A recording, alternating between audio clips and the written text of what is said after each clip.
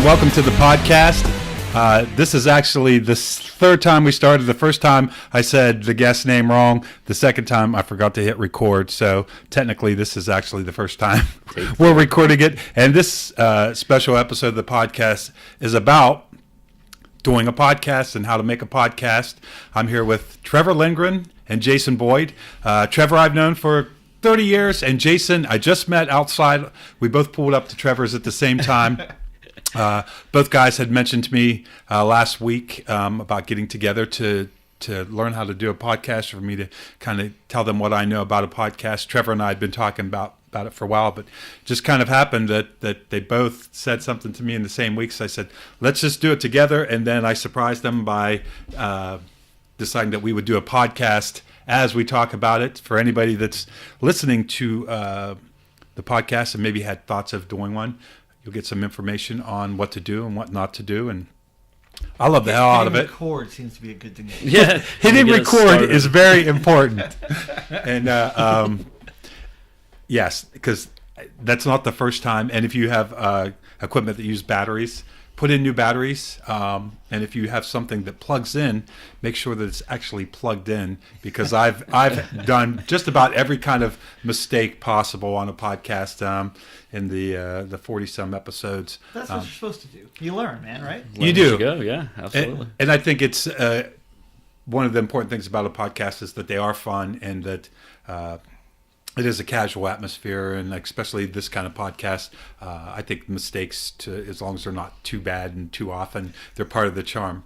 But anyhow, Trevor, you were already telling me about the podcast when I realized that we weren't recording. So I don't know if I can get up to that energy level again. I'm really excited about it. Yeah, you were getting Yeah, it is phenomenal. Let's hear it. So, okay. I've been on the show before. You guys know I love comics. I love movies. And my idea basically is to have a podcast about movies, and it works kind of like this. First 10 minutes, it'll be James and myself and either one or two guests. We'll talk about, how we know each other, backgrounds, a little bit of that. Then we'll talk about the movie we're going to watch, some history on it, things like that. And then we'll stop the podcast. And then we're all going to watch the movie. And then we're going to come back to the podcast for the next hour. We're going to talk about the movie we just watched from all our different perspectives. Things I love we liked, things we didn't like, things that you can see that influence other things. Reason I wanted to do this was about 10, 15 years ago. The 70s version of Rollerball, James Caan version, which is fantastic, came out. I got a copy of it. Got a buddy of mine who was about our age, James, and a couple other guys from, at this point, the hobby shop. I was at the hobby shop. Younger guys, and I said, yeah, come on over, let's watch this. And we watched it. And the difference in perspectives when we got to that movie was pretty profound. The guy my age, we were very much like, oh man, it's a commentary on violence, commentary on sports, commentary on individuality and corporations, things like that. And the younger two guys were like, man, it's like WWF. And they were like hooting and hollering every time someone gets creamed, and and then like, wow. How can four people see this so differently? Right. But just always stuck with me is that's really interesting, especially since it was fresh. We just watched it, so all of your observations are really fresh and there. And that's stuck with me over the years. And then the podcast idea, and through you, James, I did the podcast, and then I started researching some podcasts, and just saw there's podcasts out there for everything. There right? is. Absolutely. One of my favorite podcasts is the Pod of Thunder, where they talk about a different Kiss song every week. Sure. Wow. And there's 4 or 5 podcasts dedicated to the show The West Wing, which has been off the air for 15 years. Yes. These are new podcasts where they break down a new episode every week. And I follow 2 English guys who have a podcast called The Fantastic Cast.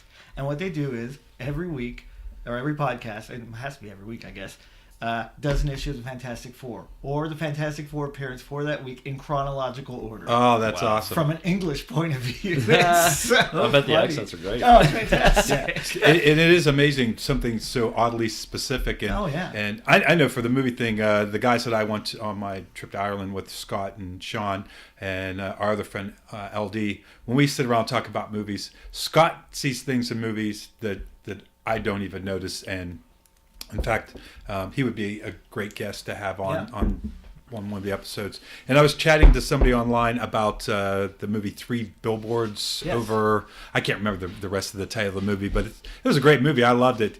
And she thought that the turnaround of the racist cop was a little too quick, and I thought that for the sake of a movie you have to do that. But it was interesting because we definitely had, I thought it was a fabulous, flawless movie, and then I know Sean, who I saw with, I want to say that he thought it was a little too dark, it was a little too heavy for him. I thought it was one of the best movies I saw all year. I'll give you an example of this. Mike from the Hobby Shop loves the movie Empire Records. Loves it. I know that movie. And I have always just like, no music store works that way. No. This and I was like, can't you just enjoy it for what it is? Yeah.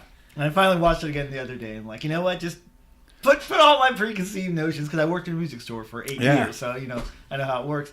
And it's an enjoyable little movie, but I just couldn't get past it. But that perspective, right? We watched the same movie. Yeah, and even I know as a filmmaker, I don't get too caught up in continuity things. If somebody's watch says 2:00 and then in the next scene it's 4:00, I never notice that in movies. But some people, they notice it all the time, right, and it really bothers them. And I know when we were working on one movie, we had to go back and keep resetting the clock, and I know that it would bother some people, and it might even take them out of the moment. But for me, I don't really. Well, people might also see that too. Is that a clue to something? Is this not reality? That's true too. Yeah, absolutely. Yeah. But it's funny how people are actually paying that much detail and attention to what's going on just to look at the time on their watch per different scene and try to match that up. James and I talked about this too. I mean, cinema is the art form of the 20th century. Okay, it didn't exist before then, and the evolution of it over 100 years is phenomenal. Yeah, right? Absolutely. And that idea of a medium with visual and audio storytelling, whereas before either you read something or you heard it on a radio, and to combine these things together. It's amazing, and the caliber of, if you have the right cast and the right director and all the money behind it, you can have something fantastic. Or you can take the exact same group. And here's an example: Lawrence of Arabia is considered one of the best movies ever, and it is phenomenal. It's epic. It's just gigantic in scope. And the same people put that together put Congo together. Yeah. And you're looking at it going, how can that be? Right. How can that be the same people behind the scenes putting that together? Right. And the early directors, they called them directors because they really were just like a boss, an organizer. They had a little bit of visual ideas, but mostly they were just capturing the thing on film, and the director's job was to get everybody moving along and get the scenes done. And some of those early movies weren't overly cinematic, and certainly the idea, I think, Hitchcock maybe not have been the first, but probably the first one that really took the art form, and the way he portrayed something conveyed information and created a tone and a mood. I would go back to Wells. Yeah, probably Wells. Yeah, and the idea that here's a guy who's a wonderkin on Broadway, three of the most successful plays in 3 years straight, and everyone's just loving him. He's 21, 22 at this point, and Hollywood grabs him. And he's never been behind a camera before. Right. And he takes a week, I think, and just sits there and watches movies, and what's this lens? What's that lens? Yeah. And look at the angles and things like that. And then he knocks it out of the park with Citizen Kane. It's his first movie. Where he changes the idea of what you can do as far as an angle for a shot. Yeah. How do I make someone look imposing? I shoot from below to make them bigger, and shadows and things like that. And you're like, how do you follow that up? Yeah, and for one guy, that's right. That one film to have that much going on in it, and to me, that is the essence of being a good director and good filmmaking, is not just having an in focus image of the actor saying the lines properly. It's really to convey a mood and to know which angle to use. And sometimes I shoot way too many angles because I really didn't know, and as I've gotten farther along, I try to be a little bit more considerate about how to do that. Like, we could shoot it from a bunch of different ways, but this is how I want it because there's a certain mood here. So you're trying to minimize what you're... Try to minimize the number of shots and when I know. And I try to more and more try to know, and that's where storyboarding comes in to play. And Jeff Madzai, who I do films with, he does some really great storyboards, but he can also draw very well. And so he knows exactly where the cameras are, to the point where halfway through the scene, you can turn off the other camera because he knows he's not going to need it. He has it in his head, and that to me is really impressive. I still need a couple different choices because I won't know until I get into editing. Right. Yeah. But you need that sometimes. And if you could have that luxury, absolutely do it. I gave you that book, Rebel Without a Crew, about Robert Rodriguez. That's what got me started in filmmaking. Actually, we were at Applebee's talking about that book on a night when it was snowing really, really bad. And I'm like, well, we might as well stay here because the roads are not going to be clear for a while. And that was the thought. That's a minimalist there. Yeah. I only have enough film to shoot this scene once. Yeah. How am I going to make it work? How am I going to do it? And the idea of he doesn't shoot all of one thing at one time. He shoots it as it happens. Yeah. Because I only have this one opportunity to do it. Right. And it was basically one guy at $4,000 and he made a movie without any crew. And the idea, so that planted a seed in my head that, you don't have to go out to Hollywood and have $1 million to make a movie. If you have a camera and you have a story and you have a couple people that can act, you can make a movie. Yeah. And that was my how theory. hard it is to get those thoughts from your head onto screen while you're filming. I mean, that's the impressive part about it. He planned everything out so meticulously. Just like you said, the storyboard, and just over and over and over until he knew, okay, I got it. And the idea of, before he would shoot, he would practice a shot over and over and over because he knew he got scraps of film. Right. Is how he filmed this thing. But do you think having more options as you're setting up the film, you're looking at this scene with so many different angles, is that going to make it more difficult to get what you want? It could, yeah. It could be overwhelming, yeah. It makes you very, very much aware. You're editing as you're filming. Right. And, and then he follows it up with Desperado, which is basically, he's kind of a remake, but kind of an extension of that story. And I was talking to someone this past week at work, and that's one of his favorite films. He loves the idea that, this low-budget guy got this money deal, and he knocked it out of the park. And I said, well, yeah, it's like Mad Max. And he goes, oh, my God, you're absolutely right. 'Cause the original Mad Max is nothing like Road Warrior. Not even close, huh? But it is, you look at it and go, okay, I see the genesis here of it. I see the seed. And, someone saw that and said, yeah, we'll give you the money. Show us what you got. Yeah. And it becomes Road Warrior, right? Absolutely. Well, and what's funny about Rodriguez is that when you told me that story, from then until the time I think you actually gave me the book, I had already made the decision to move forward. And then when I read the book, I realized, he went to film school and he did all this stuff. And I was like, oh, well, I don't care. I'm going to still do it anyhow. And there's lessons to take from it, right? There was, the lesson that applies to podcast and everything else that someone might want to do is just go for it. You may not have the best equipment and the best training, but if you want to do it, you can learn on the fly. Technology is such that we were talking about equipment earlier, and we'll get into it for sure, even more in depth. But the setup I have is probably $500-$600 to buy brand new. But people do podcasts by setting their cell phone on the middle of a table all the time. That's exactly what I was mentioning. So we were kind of talking about that, and so.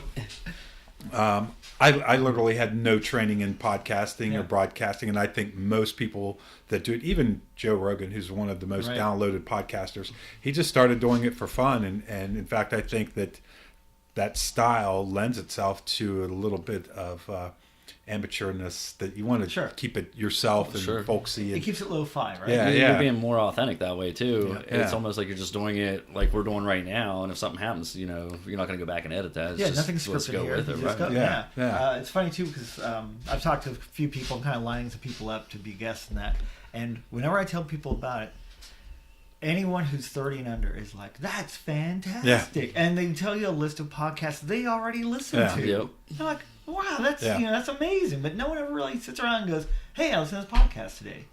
Yeah.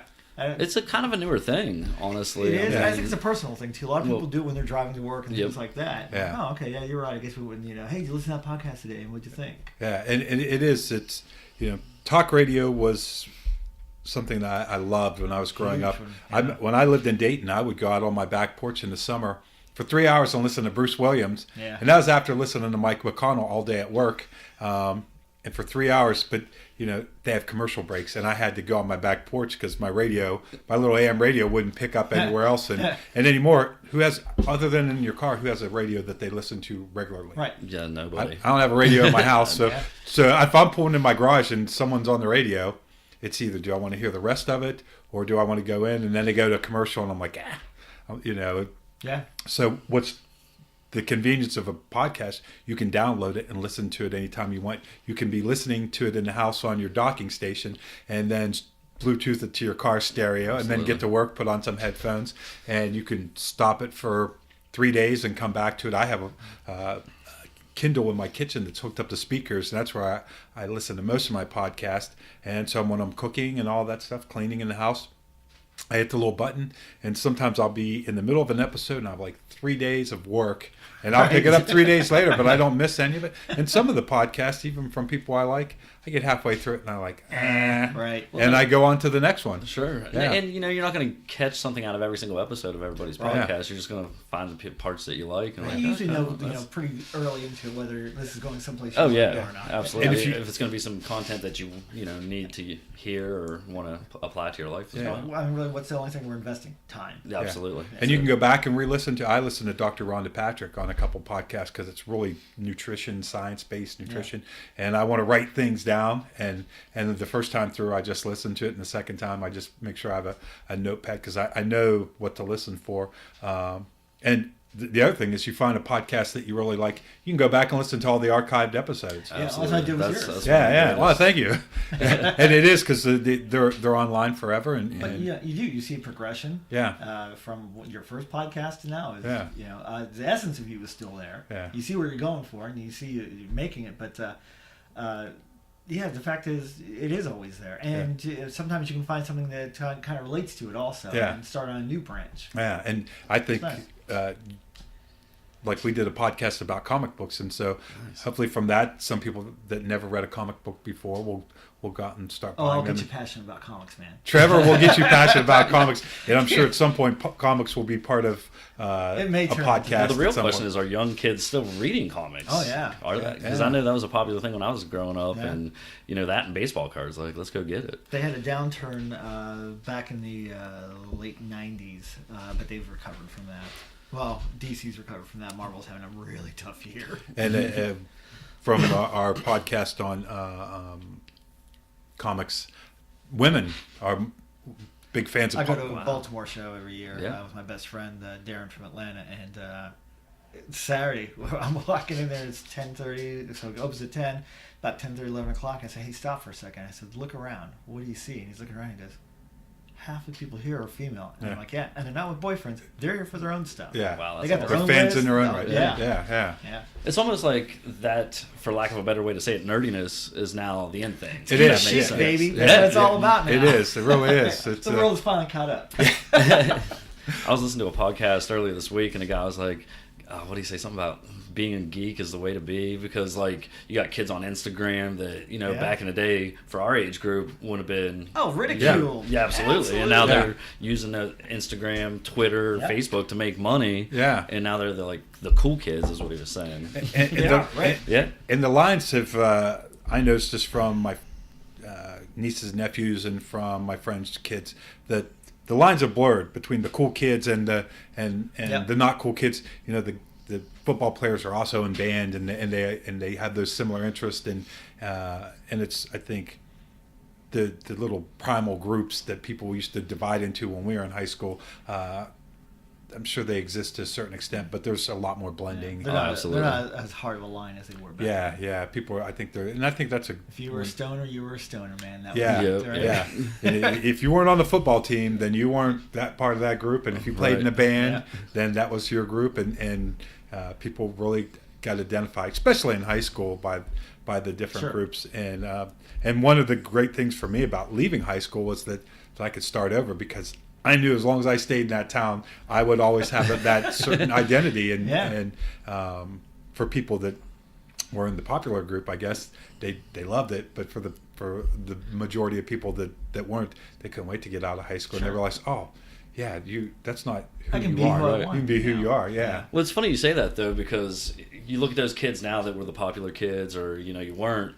And it's like, where are those people today? The majority of them peaked in high school. Yeah, and that was it. Like, now they're just kind of, not so much as they're nobodies, but they're not thought of like they were then. Right. Yeah, well, maybe in their own mind. Well, yeah. It I'm is. sure that's the case for a lot of people, actually. He's walking Remember around when I the was a house with a football Letterman's star? jacket on. They're like Al Bundy style. It's the Bruce. Yeah, it's the classic theme.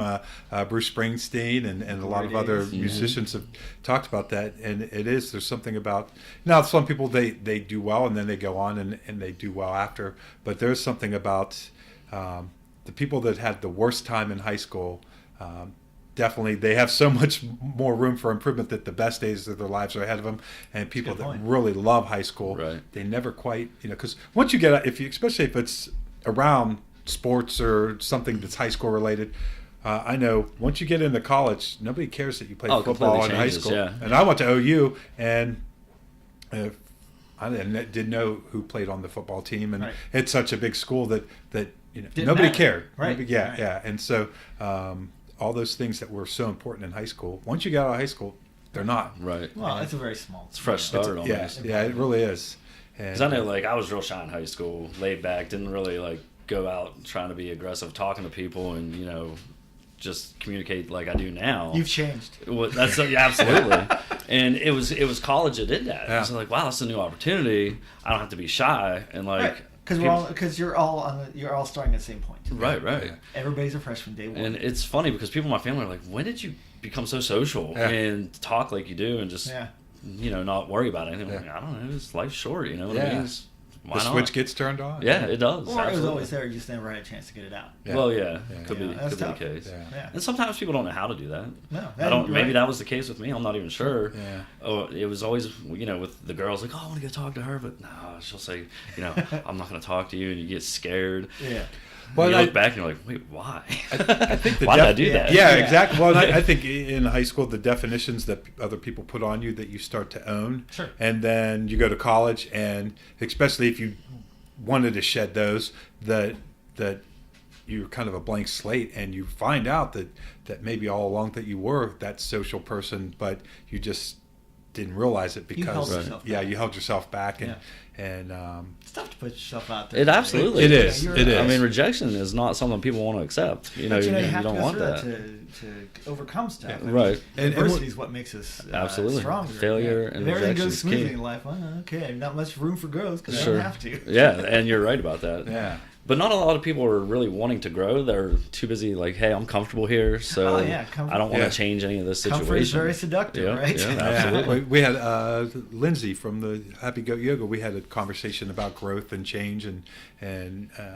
it's so easy to get caught up in everyday life, and people aren't bored anymore because the minute they have a free minute, they're looking at their phone, and so self-reflection and plus, I think we create these people that are on Facebook, which is a lot of people.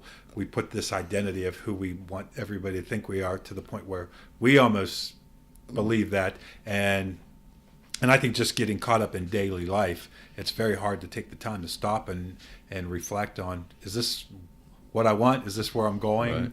Is this who I want to be and what I want to be? This is the exact reason why I wanted to do a podcast, is because I have no creative outlet currently. Yeah. And yet, I've done a couple with you, and I enjoyed the hell out of it. Yeah, sure. I'm like, you know what, this is good. Yeah, and for you, you're such a movie guy, and I know that the podcast that you're on, when I put on Facebook, so many people are like, Trevor! And somebody put a picture of us doing the podcast on. It wasn't even something that I put on, and all the people were commenting under there about, Trevor, we haven't seen him in so long, or oh, there's Trevor. He's hibernating. I'm not on Facebook. Yeah, he's not on Facebook. He's not even on Facebook? He's not on Facebook. Social media. No. Yeah, if you're going to go on a podcast, you got to get some social media attention. Not a chance. This is it. Yeah. This is it. Wow. Well, but you will. We just talked about basically how horrible it is. Yeah. Well, it's.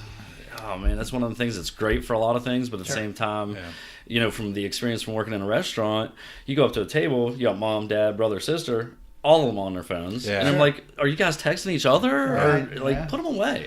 Because I know, when I'm with my daughter, cell phone's gone. Yeah. I'm creating a bond. Yeah. And if that phone's interrupting that, then I think that's teaching her wrong, honestly, and I don't want that to be the case. Well, and I know one time I was out to dinner with my friends. I went to the restroom. I came back. Everybody's on their phone. I sat down. Nobody noticed. I just put my hand up over my head. Nobody looked. I slammed it down on the table. And the dishes bounced. And everyone said, what? I said, oh my God, what's going on? Put down your phones. We're having dinner. I didn't drive all the way from St. Clairsville to Wheeling, which is not really that far, to sit 12 here. whole minutes. 12 whole minutes for you guys to be on your phone. And yeah, Jason, we kind of got a little off track, which is okay because lesson number one in podcast, who cares? Yeah, absolutely. If the conversation is flowing, why stop it? But so you're doing a completely different kind of podcast, but I think it's a really cool idea. So if you want to kind of talk about that. So my name's Jason, and the name of my podcast is going to be Life Accelerated, and it's going to be a way for me to just be positive in the community. I've been posting a lot on Facebook, these 3 things daily that people could do to improve their lives. So essentially, I just want to be able to help people create the life they want and have a positive impact going forward.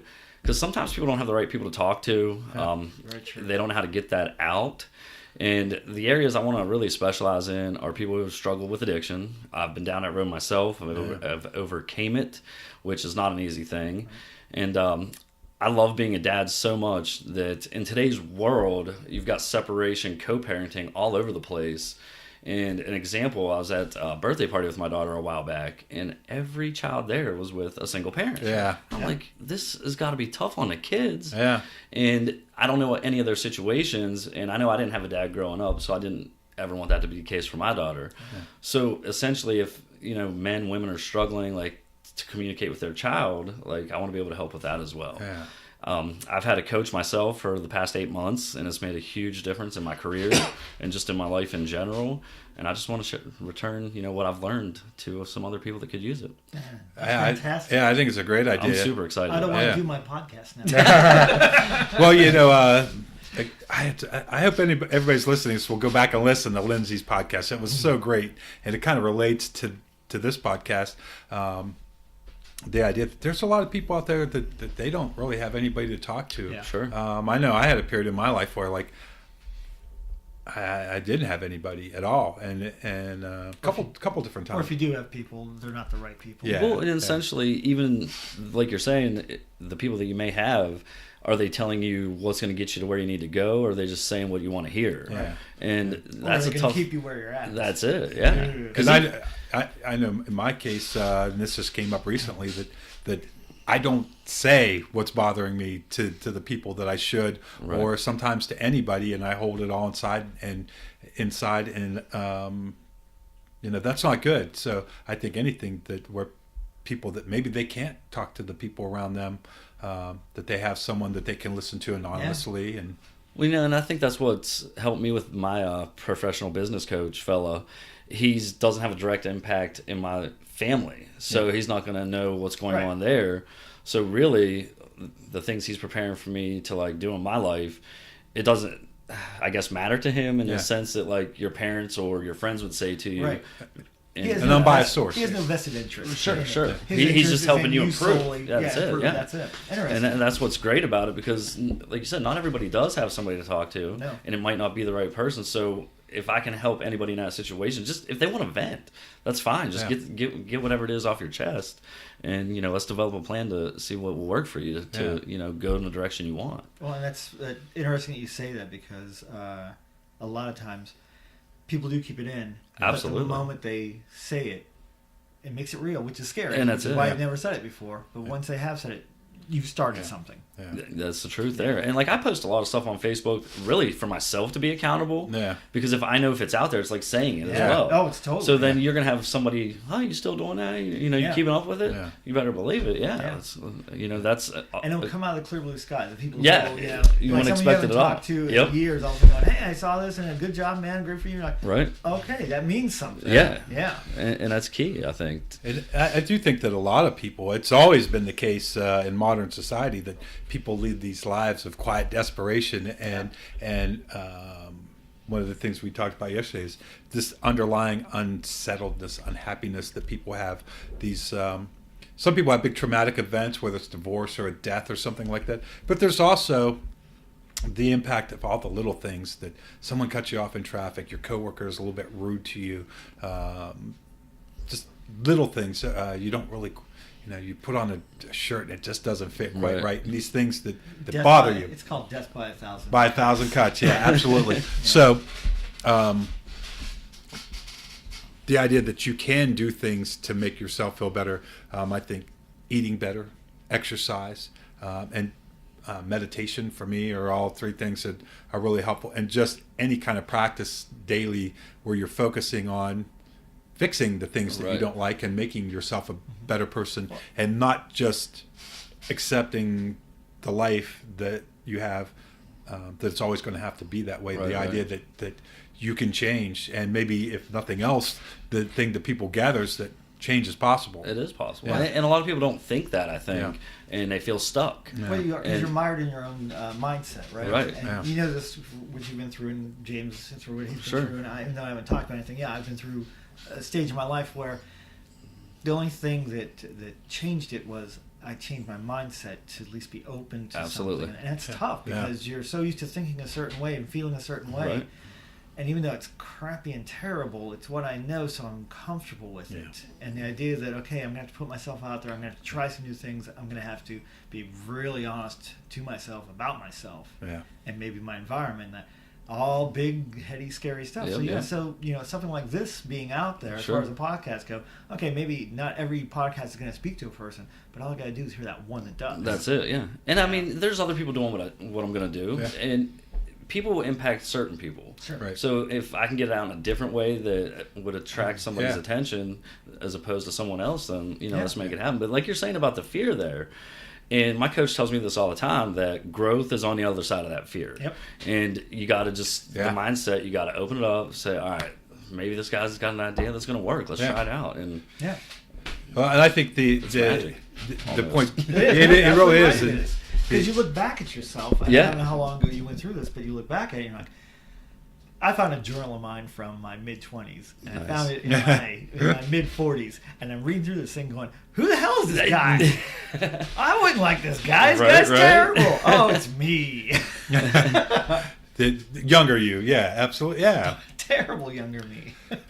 So on the topic of starting a podcast and not knowing who's going to listen to it, or like you said, there's other people that do it. Early on, a few people that are maybe listening to this will know exactly what I'm talking about. But I was having a party at my house, and I talked about maybe starting a podcast, and one of the guests there said, "Who would want to listen to you on a podcast? There's 10,000 other podcasts out there," and we got into a big argument.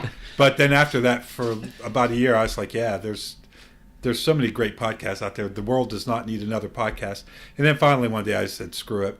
I don't care if the world doesn't need another podcast. I want to do it." And that's what James, it's you're not about. trying to get to the world. You just want to get to the people Yeah. that you get to. And that's and I originally said if I have 5 people that download it every week, that would be like awesome. If I get 10, Sure. I'll be super What pumped. was your initial idea for your first year? How many downloads do you think you I thought that I would have maybe 20 podcasts, maybe 5 people would listen to it at first. I'd build up to 10 regular listeners, and by the end of the year, I'd have 5 different listeners than the ones that started, maybe 3 of the originals, and Right. people. Yeah. And so, Where'd you end up? Yeah, I was gonna say, how many do you have now? yeah. This is where we're going with this. Yeah. Let's get a count. Right now, there's probably about 70 regular, consistent downloaders, and then depending on the guest, the numbers Right. can go up to as much as 300. And in fact, the very second podcast I did with Brandon and Melissa was like right around 300. I was gonna say that was a big podcast. Yeah, it was a big for you. podcast, is and that big, was yeah. number 2. And then That was fun too. It was I like yeah. that. They're good chemistry there. Yeah, and Wow. they're going to come on again here real soon. I haven't listened to the end of your podcast and how you leave the show. Yeah. But ask people to give you a review, because the more reviews you get, the more people that are going to hear about it and That's wanna true. listen. Yeah, and that is whether positive or negative review. Yeah, on either way. iTunes, it changes your Yep, ranking. yeah. So Oh, yeah, it's huge. I never thought about that. Yeah, and so all along, since my expectations were so low, and on the other hand, I looked at some of my favorite podcasts. And I said, I want to be that good and that Well, big. yeah, you and gotta so, aspire. It's totally yeah, doable. so I have like the Yeah. highest aspirations and the lowest expectations, and you meet in the middle somewhere. And so I'm tickled pink, and I really don't look at the numbers that often anymore.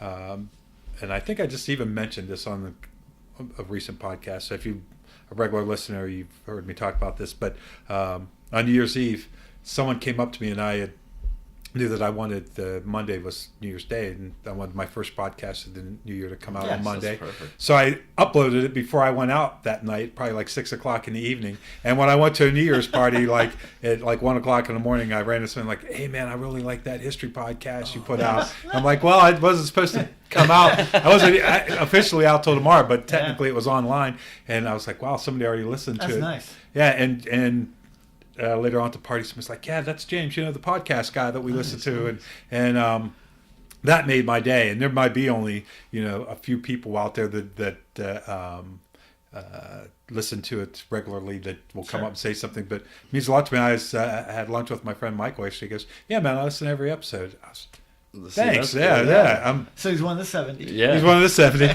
Yeah, and solid 70. I like it. And if you have the higher plan, you get all kinds of data. And so over 30 different countries, the podcast has been downloaded. Nice. It's incredible, awesome. right? Yeah. And all over the country, a lot out in Los Angeles, Chicago.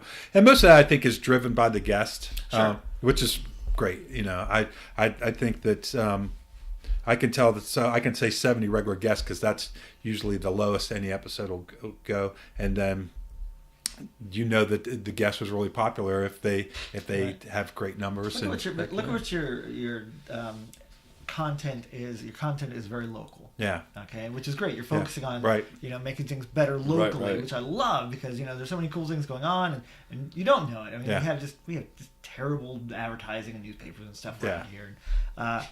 So the idea that you have 70 people in this very specialized area who follow you religiously. Yeah. And you can go up to 300 people. Yeah. People outside of this area, people in other countries and stuff like that. That's Dude, incredible. that's huge. Yeah. You should really be proud of that. See, I'm like you. Like, I just want to start impacting here because the Ohio Valley is right now one of the worst areas for opioid use. Absolutely. It is. And if I can impact at least one person and help them, go in a different direction and not be where they are, that'll be all I need. That's gigantic. And to hear, like, when you got your first download, how did you feel? Like, I was so excited. I bet. Yeah, because I think I even posted on Facebook that the podcast has had 100 downloads because to me that was going to be 6 months to get 100, and that was like within the first week or two. And I think I put on there 200 downloads, and then after that I quit posting. And I think now total downloads is getting near 10,000, which is pretty good. Yeah. Awesome. Did you have a guest your first episode, or was it just you telling? No, it was Stephen Moore. Okay. You had guests for everyone. Yeah, everyone. Yeah. I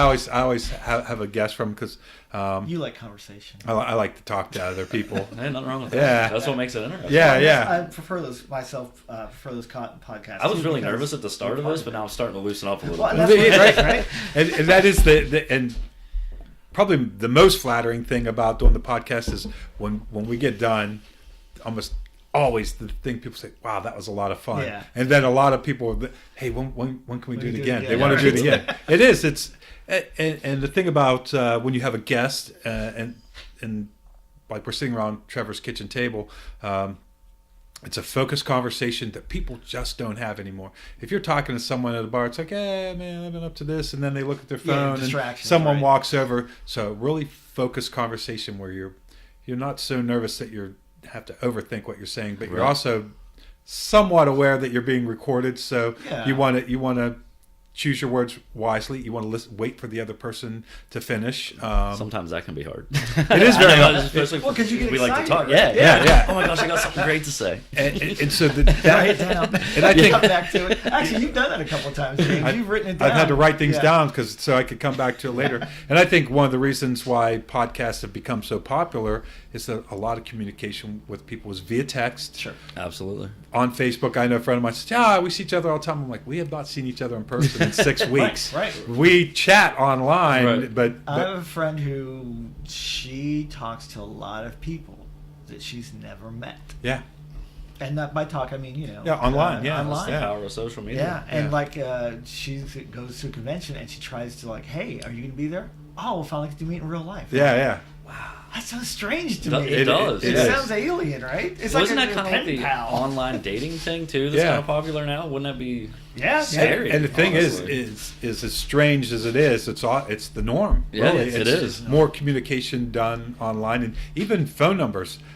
Very few people do I text on the phone. Right. It's Facebook chat. Yep. Almost when you meet somebody. You never Facebook chat me. Yeah, because you're not Facebook. Oh, that's right. And it's you meet someone and literally, it would be, you get their number and you call them later.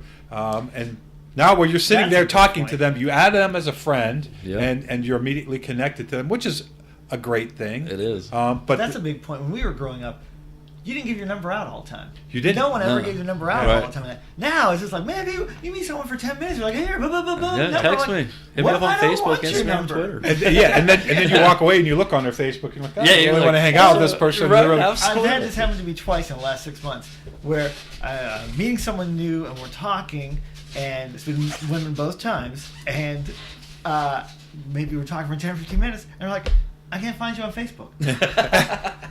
We're talking. We're right talking, now. and you're still what do you doing need it. that Yeah. You're searching me up while we're Oh talking. yeah, that's the thing. That's One of my favorite stories of getting a girl's phone number. I met this great girl. Her name was Kat, and at least that was what I called her. I don't know. Yeah, right. I'm sure it's short for Catherine. This Yeah. is a long time ago. She's an art school student, and I just very enamored with her from the start.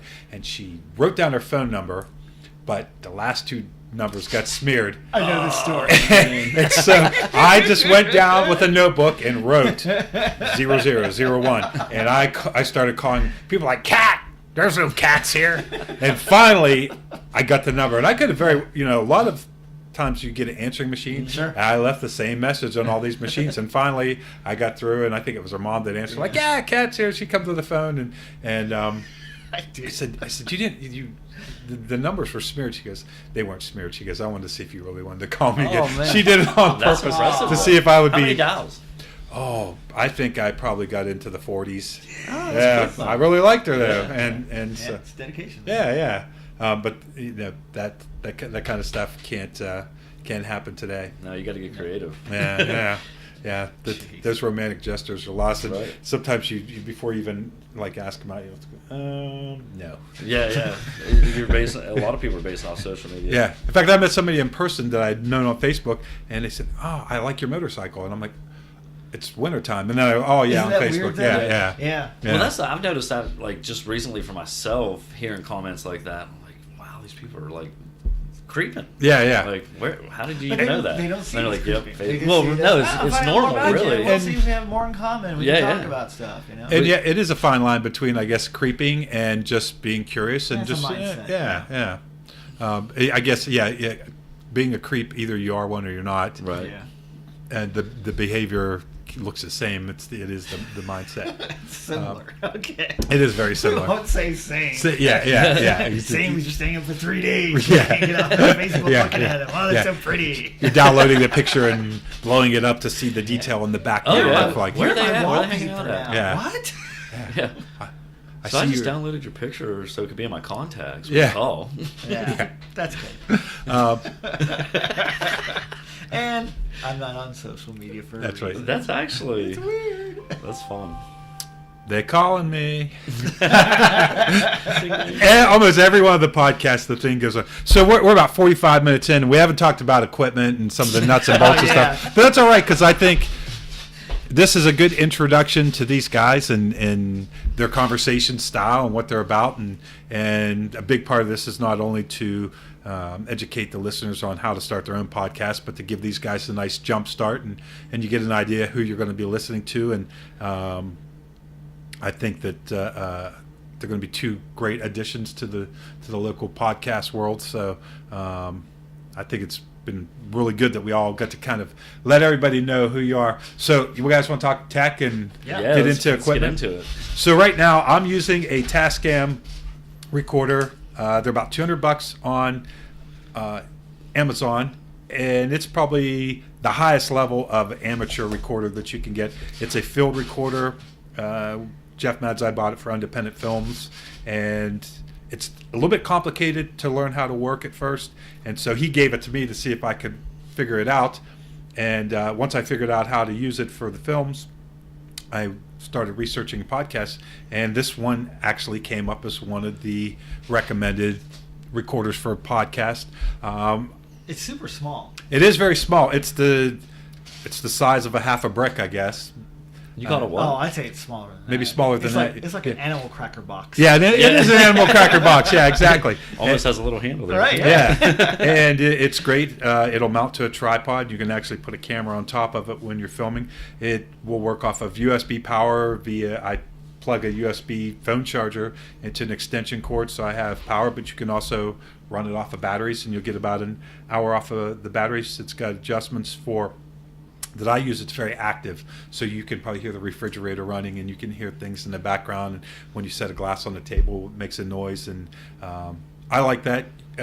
You can set it for mid, so people can be pretty close to the mics like we are now, and it'll only pick up that. And you can set it for really low, where you have to really get up on the mic, and it eliminates almost all the background noise.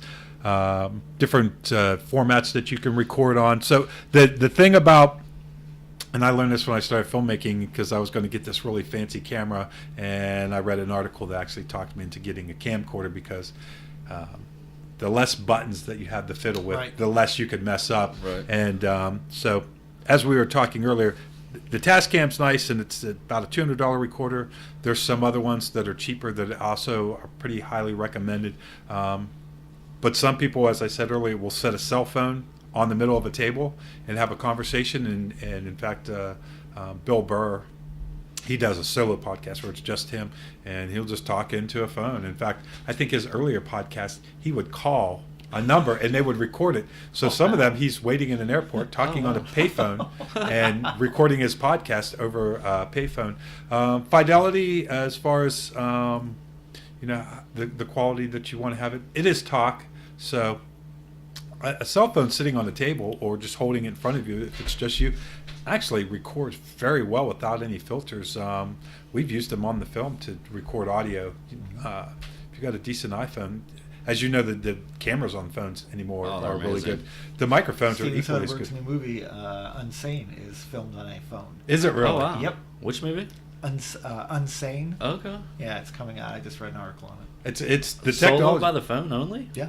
Wow, that's amazing. Yeah, and so the technology is there. So I like this setup because it does create the atmosphere of a little bit of a professional thing with the microphones and the cables and everything. But it's absolutely not necessary. George Kellis, he records his onto a laptop, which is a really good option for a lot of people. Audacity is a free audio software that you can download for your computer and record on that. And there's a bunch of other ones. And Bandcamp is good because you can do editing. Bandcamp. Yeah, it's no, it's not Bandcamp. It's Rock. What is it? Rock. It's the one on iTunes for recording music. It's basically a little on the Apple computers, not iTunes. Is it called Rock Band? Maybe. It's an audio recording program that's Apple with the Apple, and I think there's even just a voice recording feature on all Windows-based computers. Nice. Know that. So you can definitely use a phone, use a laptop, or use a field recorder like this. The other thing I have is these nice Audio Technica microphones. Also, one of the more highly recommended podcast microphones. And the nice thing about these is that they come in a kit. So you get the XLR cord, I think that's what it's called, the 3-pin heavy-duty microphone cord. But they also have a USB cord, that place where you can plug it directly into a laptop computer. I like that. If you want to get real fancy, you can even get a box that you could run the heavy duty cords into, that would then convert it to USB, and it's a little mixer. So there's some pre-mixers that work really good if you want to run it into a computer. But these microphones, they're very simple, and I think I bought these for, the list price is about $89. And having the stand and everything, it is really nice. But you can also catch them on sale for $60. Yep. And stand does not come with it then? No, the stand, the cable, and everything. Oh, the stand. Okay. Yeah. Now, for this recorder, because sometimes I'll use 4 microphones, I got these splitters that it'll go out of one outlet. You can plug in 2 microphones. So I have 2 of those. They were about $12 a piece. Nice set of headphones for yourself to kind of listen to what's going on. Figure out your levels. Yeah.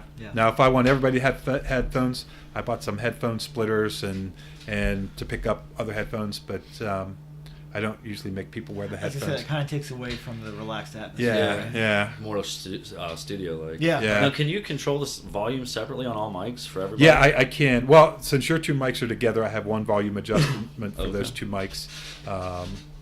They're on one channel, and I'm on the other. So it's that level of adjustment. And generally, you can get them pretty close. And again, since it's conversation, as long as they're fairly decent, like everybody's been really good today, not moving back and forth in Right. front of the mic. And, Right. and the value of having everybody listen through headphones is that they can tell if they're too close or too far away. And You ever find it weird to listen to yourself while you're talking into it, though? it is, and after a while you kind of get used to it, but mostly because some of these run so long that Right. they get uncomfortable. Yeah. And I have not yet found a set of headphones that I really want to wear for a long period of time. And I think You grab those little '70s ones. Remember that? that's what I wanted. Yeah, the big Phones, yeah, fluffy and they ones. go around your ear. Now, I just announced it on Facebook, and so I get to talk about it here. But after a year of wanting to find like a permanent location to actually do the podcast, because right now it's portable. I throw it in a case and go to people's houses, and anywhere I can find a place. Brandon Holmes and Melissa Seville have given me a space at the top of their workshop warehouse. Congratulations. That's Yeah, awesome, thanks. man. It- awesome. Yeah, congratulations. I would have taken any old cubicle I office know. space with flat gray carpeting and paneled walls and a drop ceiling, just so that I had a place that I could always go.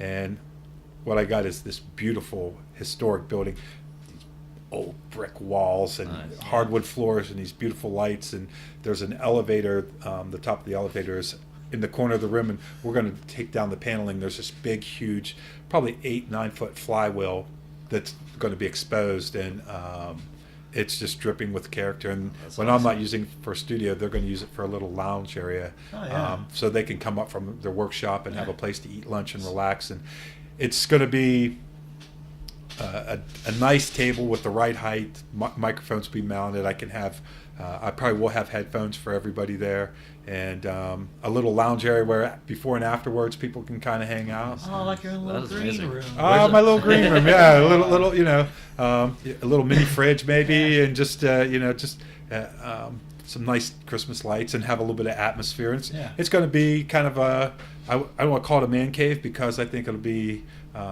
not just for men, but I wanted to just to kind of have a nice little comfortable atmosphere.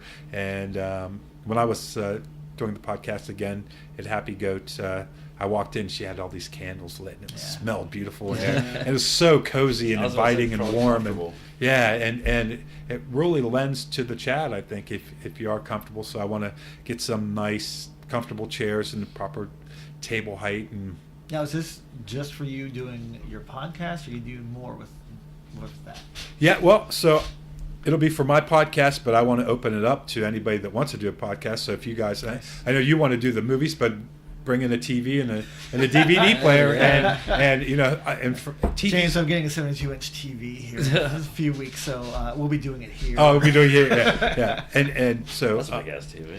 yeah. I love movies. He loves in his- case you haven't picked up, I love movies. He does love movies. So the idea that I had for a long time is once I got a permanent space, that anybody that wanted to do a podcast, they could come in and also use the studio. And That's awesome. so that's something that I hope to be able to I like open up that. to other people. Of course, that's Brandon and Melissa's space, so Right. I can't just be handing out the key to everybody. No. and ultimately what I'd love to do is if there was a coffee shop or a business that would have a space where I could set up a small podcast studio where you could come in and give the barista $10 and they would let you go into the booth for an hour. You plug in your SD card Oh, into wow. the That is a recorder good idea. and record your podcast, and so it'd be very affordable Wow, for I like people that that. just want to try it out. Right. Sure. Or just don't have the time to get the equipment together. Yeah. And then I thought, for another few bucks, you come out if you really want to, and you can hand the barista or whoever's working there your SD card, and They'll they'll give it upload to it me, for and you? we'll upload it and put it Nice. online. And That's a great and service. That is awesome. So, because I think a lot of people would like to do it, and maybe they only do one every 2 months, and maybe they'll do it every couple weeks. But it is for guys like you. You're motivated, going out, getting the equipment, and getting everything Oh, yeah. started. It's not a problem. But for other people, they need a little bit more of a nudge. Sure. So if you can make it really easy, maybe they're just hanging out, drinking coffee, talking about, whatever, talking about football. Like, this will make a good podcast. Right. Throw in $5 each and we'll go in the studio and let's record a podcast. And maybe that's the only one they ever do, but maybe they decide that they like it and they decide to put them Even out if there. just one of them decides they like it. Right, all it right, takes, exactly. yeah. So anything that can, because I love doing this. I get so much out of these conversations. So anything I can do to facilitate anybody to do a podcast. So I was really excited to meet with you guys This is and amazing. get you guys started because it's A lot of good info. and we're having a good time tonight Yeah, too. So yeah. that's the thing. Like it's not like this was a chore for me at all. So that's the equipment, the nuts and bolts of it. The whole thing. It's really not that much like I thought it would be. Yeah, It's not. That's what I like about it. Yeah, it's 500, and if you had a radio station, you have to have somebody just to keep the transmitter running, and you have to have a building, and you have to go out and hire advertising. And the other thing is, I make the decisions. I can decide if there's Absolutely. swearing on the podcast or not. And early on, I swore a lot more, and I realized that it's kind of silly. And not that I'm opposed to it, but No. I also don't feel the need to Right. do it unless it's appropriate for the Right. moment. So I decided when the guests were on, and actually right before I went to Ireland, I got busy and I stopped recording them, and I decided I'm going to take a break until the first of the year, and I did. And so You recharge your batteries. recharge your batteries. Absolutely, And, you gotta do that. Yeah. I can change the format anytime I want, and I can. I think format, and that's the interesting thing you bring up. The thing for me that really works for this, and I think why people really do enjoy it so much, is it's very stripped down as far as mechanics of it go. Absolutely. So what drives it is content. Yeah. Yeah. And that's as good as you are. Yeah. Yeah. Yeah. So, and that's why I listen to your first podcast, I listen to your latest podcast, and I see that growth. Yeah. The essence of you is still there, but you're getting more familiar with it, getting more comfortable with it. You get more excited as it goes on. Yeah. I don't know if you picked up on Yeah, that, I did. but as your podcast progresses, That is you get amazing. more excited, Yeah. more passionate about it. And I can see other people keying into that. People key into passion. Yeah. Absolute they do. passion is huge. They do. Huge. And the thing about it being online, it can literally reach the world. Yep. And being on there 24 I'm hours a listening day. to English guys talk about the Fantastic That's Four right. comic Right. books Exactly. every week. And it's literally the content's out there forever, all the time, easily accessible from a computer, from a cell phone, from a bunch of different apps, from iTunes. Right. If you subscribe on iTunes, it automatically downloads when it comes out, and I think that's how that's nice. that guy got the history podcast. And You don't think he was stalking you? You don't think he was waiting for that? well, maybe. And the fact that it isn't expensive to start up and to operate, you don't have to worry about your ratings being high or low. Right. That there's no financial reward at this point, but there's also very little risk, and so I don't have to look at the numbers. Right. And the great thing is every now and then you'll get a big spike. I know when Joshua Lee's podcast came out, after that he had a lot of downloads, but then all the back episodes got a lot of downloads. Sure. So he brought a lot of new listeners that then went back and downloaded the archive. So you do have these periods where you could get a big spike one day, and I think I just had like 66 downloads recently in January. Just one day they all came out of, I don't know how that happens, but and they were spread across the board. And every now and then you can look and there'll be a day where it's 1111111, and you realize that, somebody went back and downloaded a bunch. Right. I got a new listener. And literally, I think some of the best podcasts started out very humbly.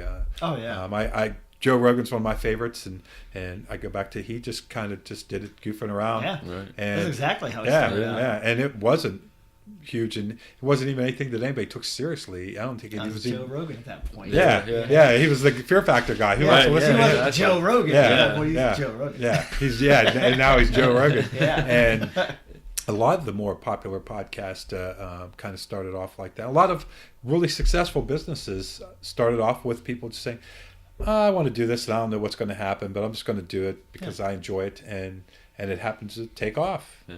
And especially my success, or my meter of success, is if I can get people to come on the podcast so that I can keep doing them. As long as I have guests, Yeah. I'm successful because I can still do them. Right. how many people listen to him is really not that Well, and important. that's what I was telling you is when I started talking to people about, well, I'm planning on doing this. They're lining up to, they're like, oh man, that sounds cool. I want to do that. Really? Yeah. Like people I didn't expect would want to do it. And you find a lot of people, you don't realize that they listen to podcasts. I listen to them all the time. Yeah. Now I get to be on one. Right. Yeah. And it really is a great thing. And I get excited about it. And even though I took a break for a while, it was great to come back and with my batteries charged. And this is my third one this week. I have one more tomorrow awesome. At 10 a.m. And then I'm meeting with a falconer tomorrow at 1 o'clock. He's flying his falcons. And yes, we're going to go out and fly falcons, and he's going to let me have one. Is he the guy from Fisley's Farm? They have the falcons out there during the Christmas tree season? He might be, because we're meeting. How do you know that? Because I get my Christmas tree out there, and they actually have them sitting out there. Wow. The guy trains them, and he lets kids come up and like, hey, check them out. They're cool. Yeah. Because we're meeting at the Schleps tomorrow at 1 o'clock.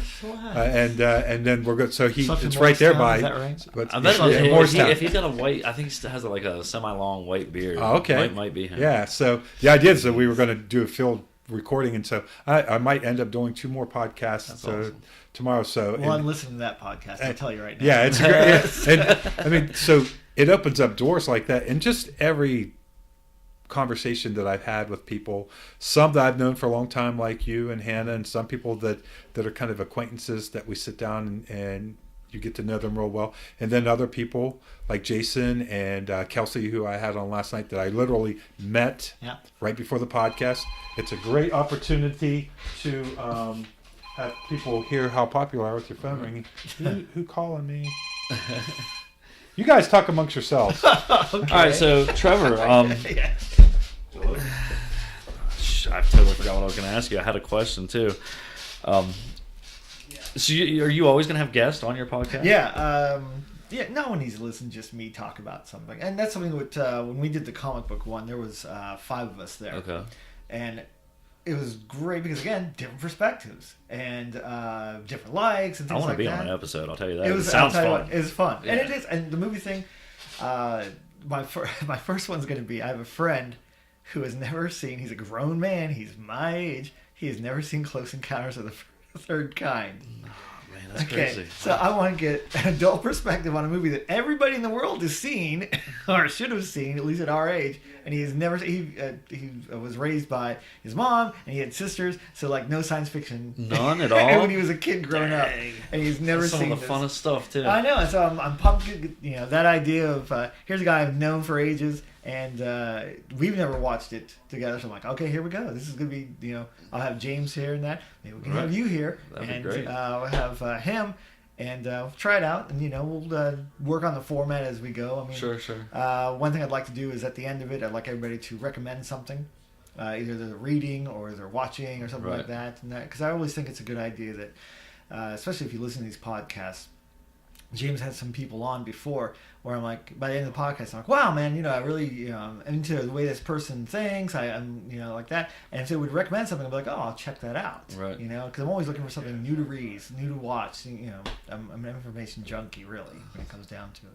But it's awesome just to get other people's perspectives. It's fantastic. fantastic. I love the idea that it's right after. Yeah. Because, having that freshness there. Then that's the key to it, right? Yeah. I'll give everybody little notebooks because, there might be something you're like, oh, yeah, I want to remember that. I want to make sure we talk about that.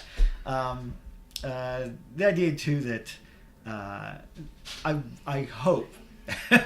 I've watched a lot of movies. I've watched it a lot of times. But I hope someone will pick out something and go, and I've never picked up on that before. I'm not the authority on everything. I'm sure. I want someone to point out something to me that, oh man, how could I have never seen that before? Yeah. Do you not see that when you go back and watch movies too? I do. Every once in a while, I'll pick up on something going, how did I miss that the first time? Or that. The other thing I like to do is pick up on a movie that maybe I haven't watched in 20 years. Okay, so I remember all the high beats to it. Okay, and I'm like, it's a favorite movie. I have it in my collection, but I haven't watched it in a while. And go back and watch it, and every time I realize it's not those big high beats that are the reason why I like this movie so much. It's the little stuff in between that really works. It tweaks it, and you're like, oh man, this is such really good filmmaking. And I knew it was really good filmmaking, but I forgot all the little things that made it really good filmmaking. So Yeah. See, I don't like for as many movies I've seen. I don't know that I've focused on the filmmaking as much as per se like the characters and the storyline. I grew up in California, so now it's all making sense. I get it. Yeah, I mean it's a whole different mentality. The industry is there, and Right. even as a little kid, you're aware of it. And growing up in the '70s out there. So what area? I was born in Burbank, moved up down the coast most of my life. Huntington Beach for a long time. And the idea that back in the '70s we didn't have cable, we had UHF. I don't know if you guys know what UHF is. Okay. Was that thing that plugged in the TV? No, actually it was switched the like buttons? you had 1 through 12 of regular channels. Yeah.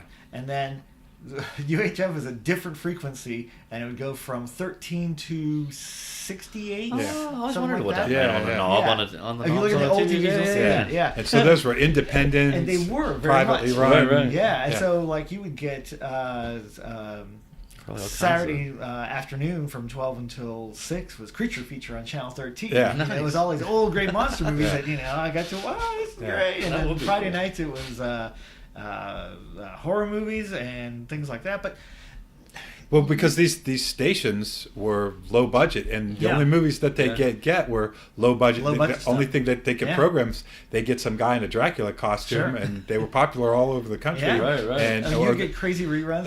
Yeah. That's where the rerun idea came from because they needed content. Right. Okay.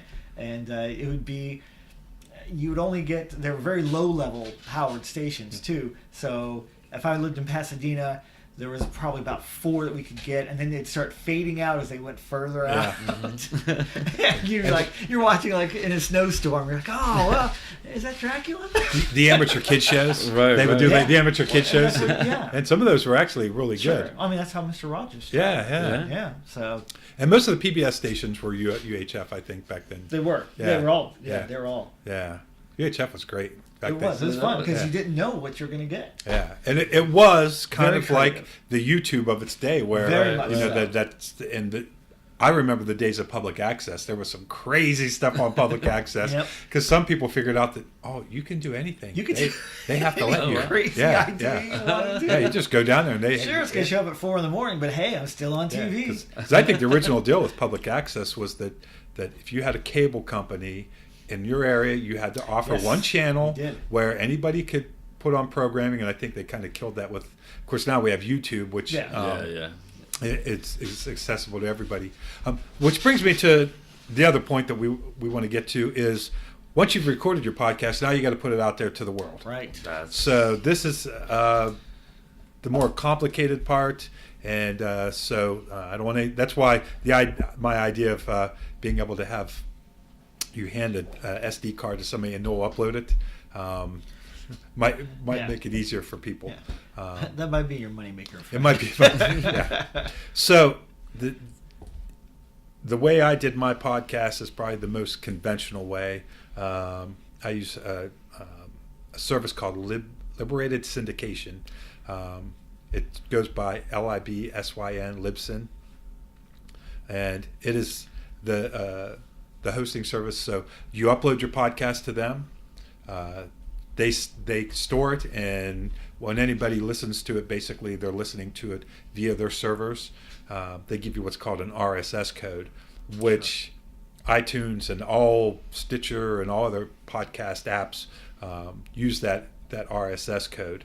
The nice thing about Libsyn is for $5 a month, you can have like a 50 meg account, which is a very low fidelity, maybe half hour podcast. And then, but they have different plans. The more you pay, the more features you get. I think once you get up to $20, they give you your own website, which is nothing fancy, but at least you have your own web page. And since you're not going to have Facebook, it'd be nice to have that page. That's exactly. I just wrote down $20. Yeah. and when you get into higher levels, then you start getting more and more metric data. Yeah. And if you get so many downloads, then through them you can even sign up for advertisers. I think the threshold is maybe 1,000 episodes. What is it? Do you have any sponsors? I don't have any sponsors. I've never really taken the time to do it. I've had Okay. a couple people say that I should, and even someone had mentioned that they might even be willing to sell advertising for me, which he's going to be on the podcast tomorrow. So awesome. that might come up. It's not something that I wanted to spend time on, but it's also I'm so involved in a bunch of other crazy things. But Sure. but it's definitely a way to go. And if you listen to podcasts all the time, you know that like MeUndies and what's the blue basket? What's a blue? Yeah, the food. The food people where they deliver the meals ready to make to your house. Hello Fresh.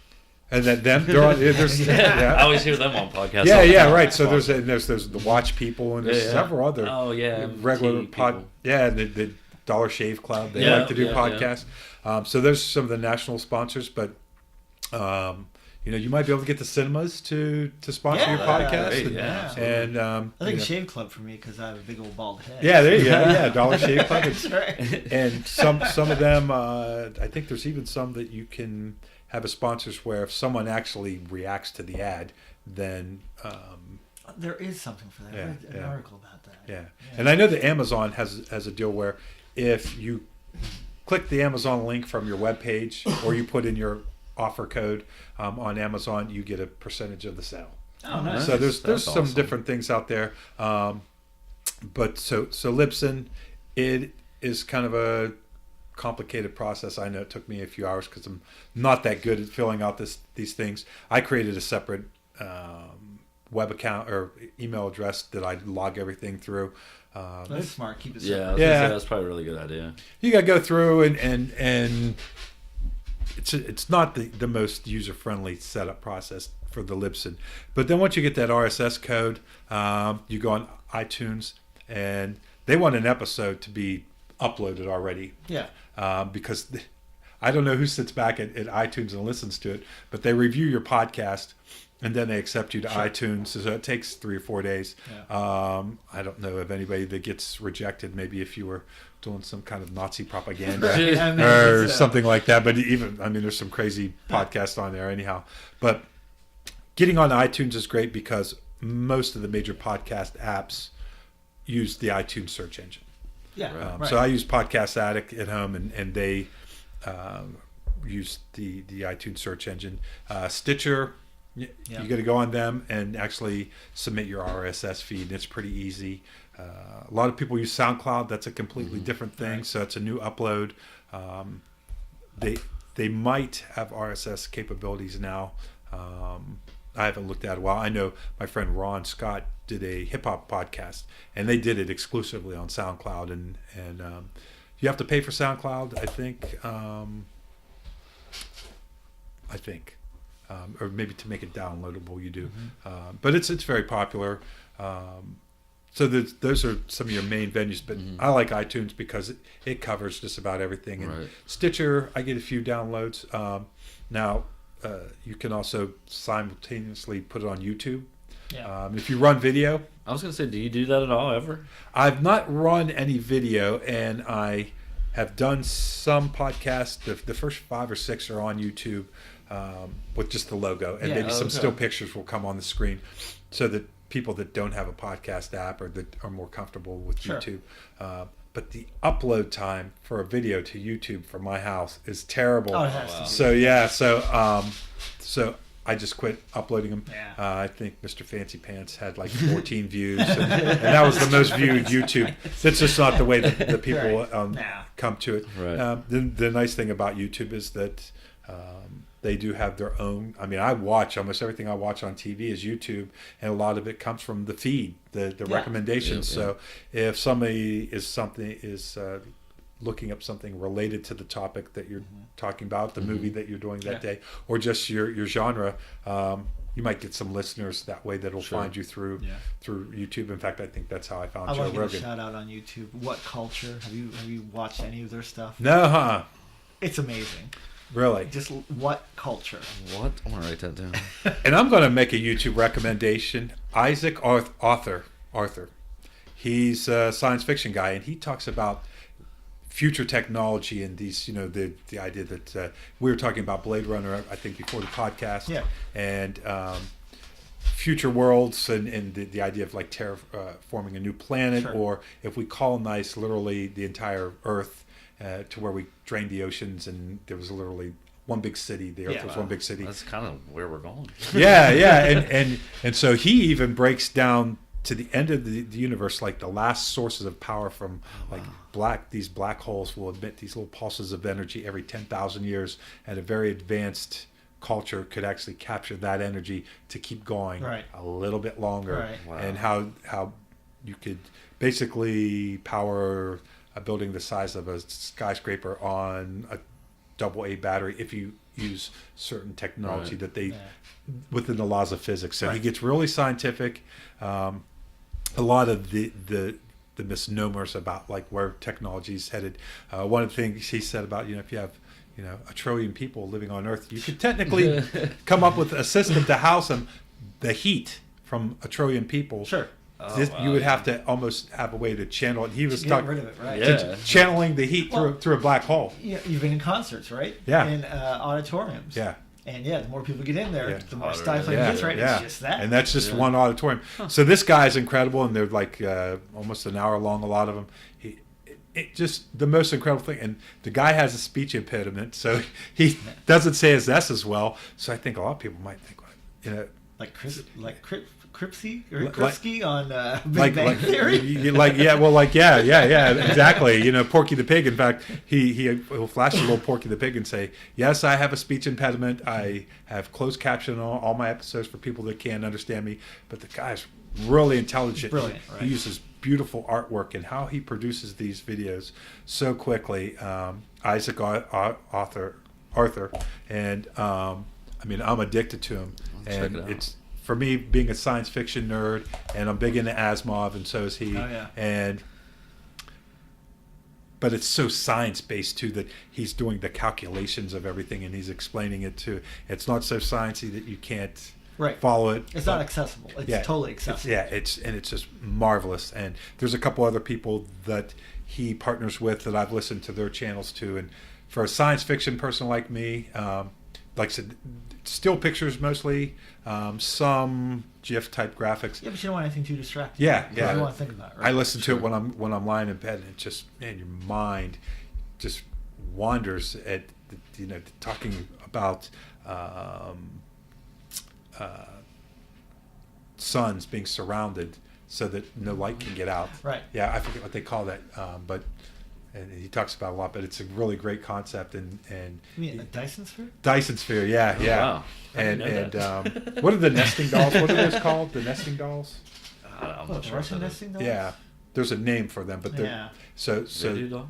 It's like a Klofsky. Right. The idea is that the sun sits in the center, but we build a structure around that, and it heats, and the world is on the inside of the sphere. Oh, wow. And talking about a supercomputer that would be the size of planet Earth, and how you would power such things, and it's all based within science. And we look at our technology, how it's grown in the last 100 years. So jump ahead a ridiculous amount, like 1,000 years, but then jump ahead like 1,000,000 years, which we can't even think of. There's no way to fathom that. Yeah, but within the laws of physics and what we already know, they can make certain assumptions. And so, anyhow, I big shout out to my man Isaac, and don't make fun of his speech impediment because he's smarter than anybody I've ever met. And so YouTube is definitely a great source. You can also upload directly to Facebook, but so far I have not seen a way that you can upload audio only, so it's video.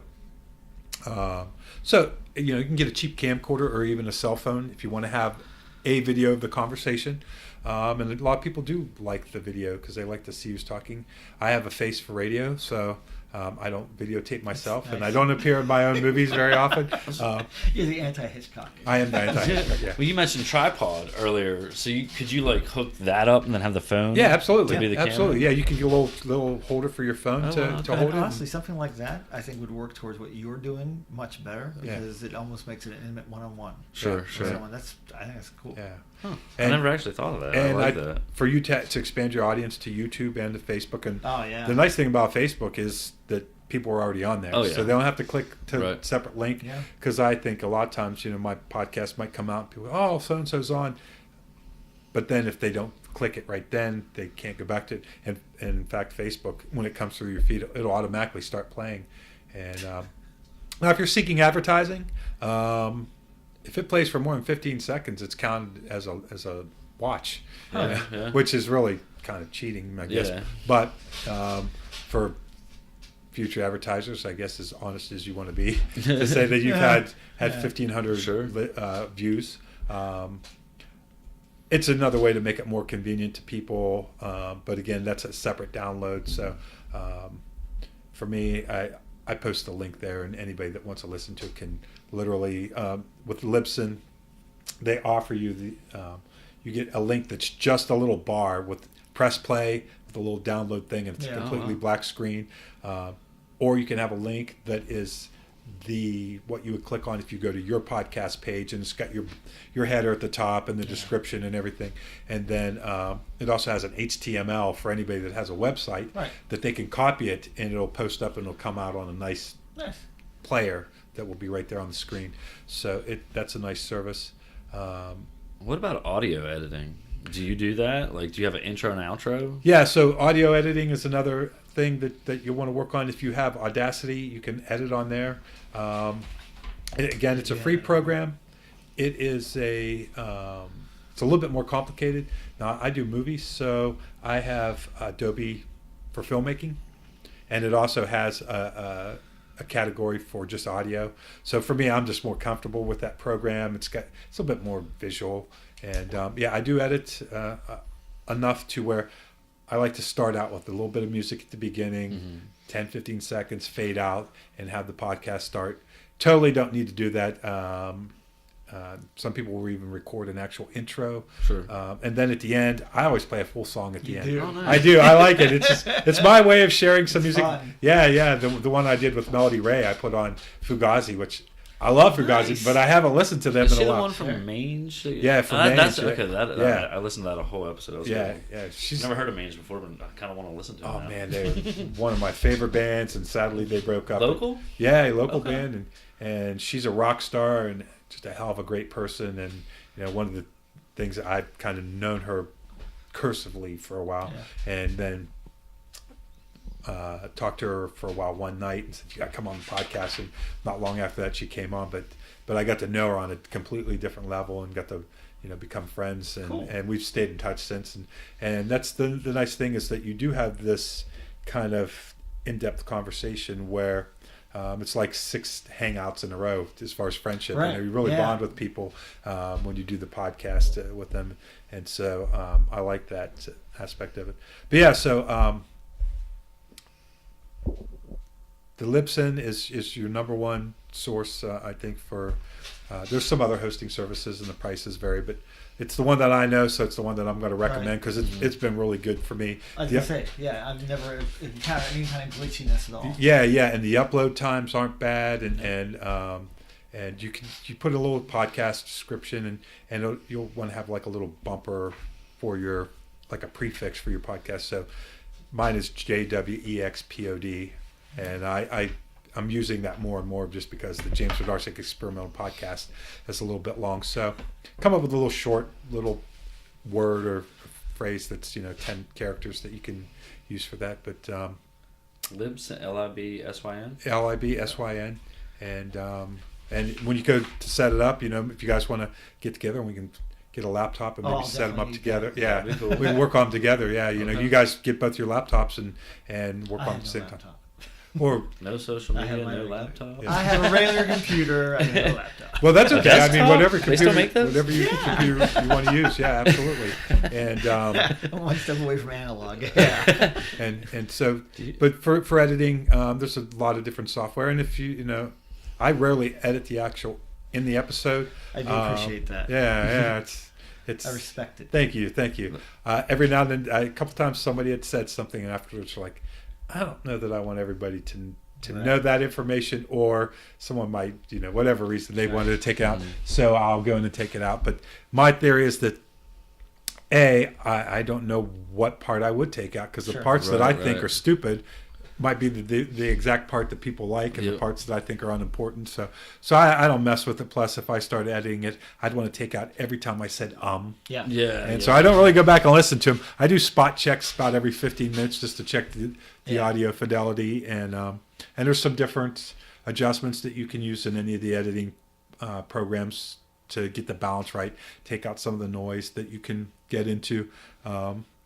If you want to record a little bit of an intro that you use every time, maybe a catchphrase at the end or Right. something like that. But if if you're comfortable with just from the word go, then you don't really have to edit anything. Just pop the card out and. I think hanging out with you and doing a few of these. When I do mine, I'll be much more relaxed because I know how it works. Right? Yeah, I got a lot more comfortable throughout this whole process. You did. Well. You actually relaxed a lot more. Because at first I was like, "Oh gosh, what are we doing?" What are we saying?